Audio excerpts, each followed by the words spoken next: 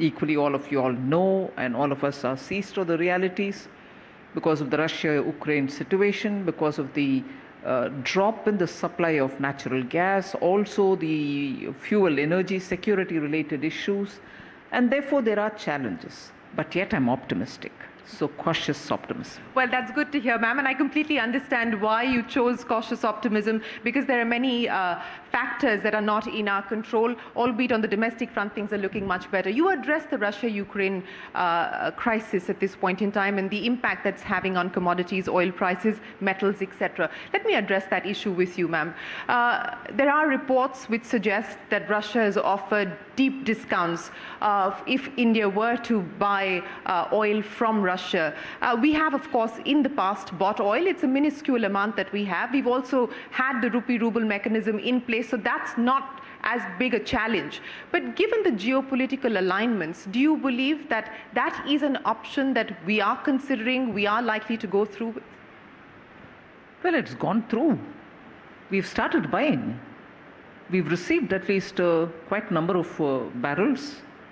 I would think about 3-4 days supply, and this will continue, and India's overall interest is what is kept in mind.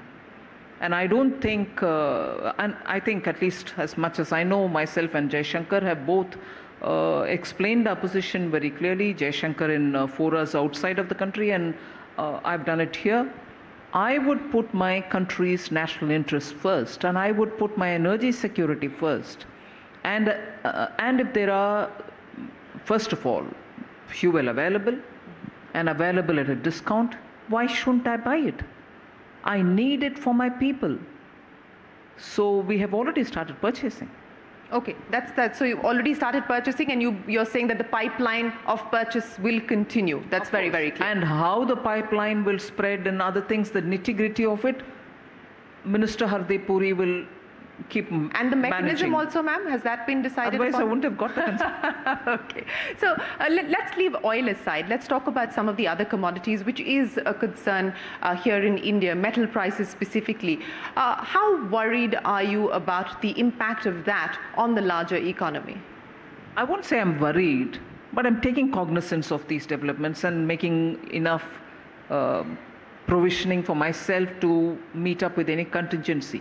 Whoever thought during the COVID, when we are making contingency provisions for meeting the vaccination requirement, we also had to, and we didn't know it, but when it came, we had to meet it, was the fertilizer price shooting through the sky. And we had to still import it.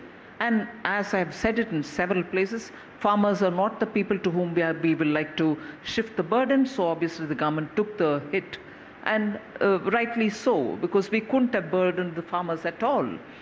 So that kind of unexpected, however much you are watching the entire futures market and other things, there are still times when it can go unexpectedly in a different direction. So we are taking that into cognizance. I'm not letting that worry me, but I'm making sure that I'll be ready for it. So what are the challenges? We've talked about two specific ones that are weighing on your mind today as finance minister, which force you to be in the cautiously optimistic camp, besides these two that we've already discussed. Well, first of all, I think